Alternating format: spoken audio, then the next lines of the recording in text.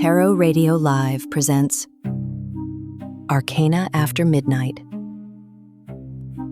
a romantic tarot mystery by Lenora Miraval. The House That Drew the Tower.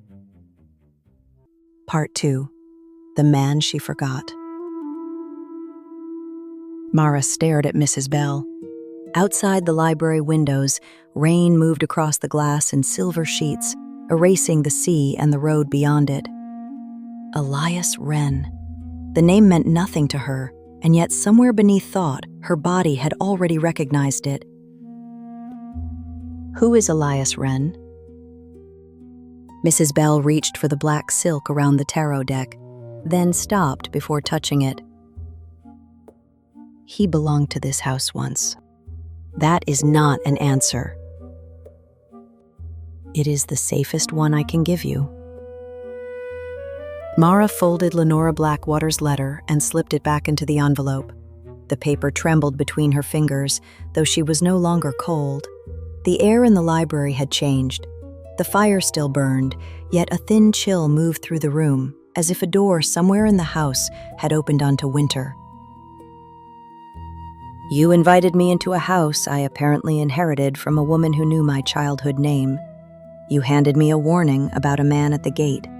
Now you're telling me he has been waiting for me. I think we're past safe answers. Mrs. Bell looked toward the library door, as though listening for someone in the hall. The house remembers conversations. Houses don't remember. This one does.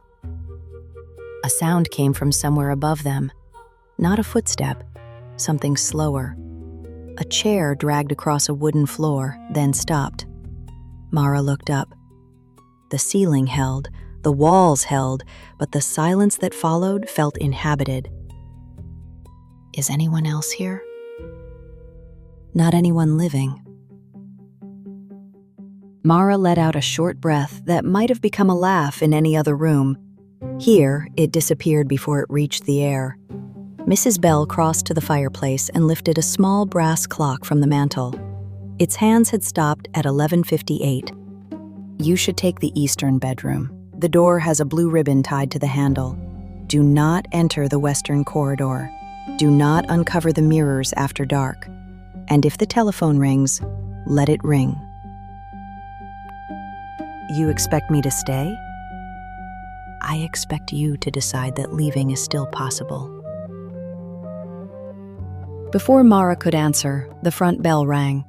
It was not loud, but every flame in the room bent toward the door. The fire leaned behind its brass screen. The two candles on the desk stretched their flames thin and blue. Mrs. Bell closed her eyes. Too late. The bell rang again. Mara moved toward the window.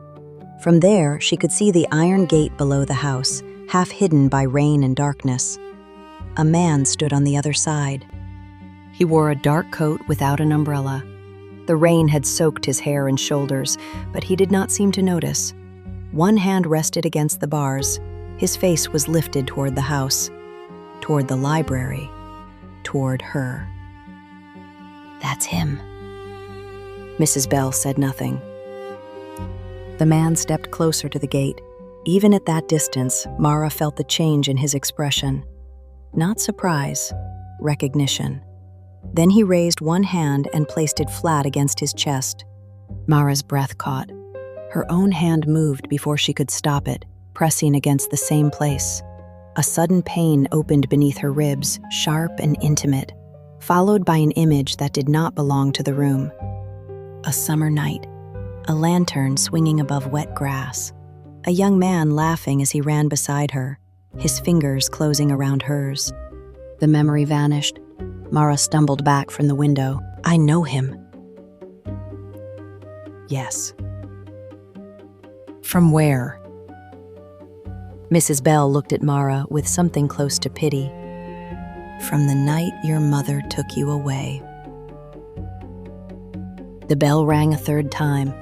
Mara turned toward the hall. Don't open that door. but she was already moving. The entrance hall seemed longer than before.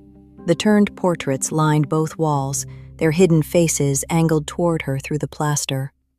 The front door stood at the far end beneath a fan of stained glass. Red, blue, and amber light trembled across the floor. Elias knocked once, not on the door, on the other side of her memory. A second image struck her. She was 8 years old, standing in this same hall in a yellow raincoat. A boy knelt before her, older than she was, his dark hair falling over his eyes. He held a tarot card between them. The Tower. Promise me you'll remember. I promise. The memory broke apart like glass beneath water. Mara reached the door. Her fingers closed around the lock. Behind her, Mrs. Bell stopped at the edge of the hall. Mara, listen to me. If you let him cross the threshold, the house will consider the promise renewed. Mara looked through the narrow pane beside the door. Elias stood inches away.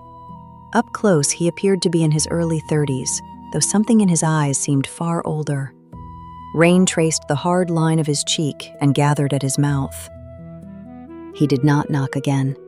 He only said her name. Mara. The sound of it moved through her like a remembered touch. Why do I know you? Elias leaned closer to the glass. Because you asked me to wait. Mara's grip tightened on the lock. For how long? 21 years. Behind her, the brass clock in the library began to strike midnight. Once, twice, 3 times. The sound moved through the house like a verdict. The telephone rang. Mrs. Bell went still. Elias looked past Mara toward the sound. For the first time, fear entered his face. Don't answer it. The telephone rang again, and somewhere inside the western tower, a woman began to laugh.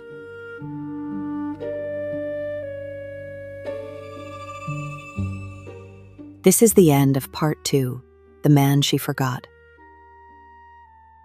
Next, in part 3, 2 versions of one night.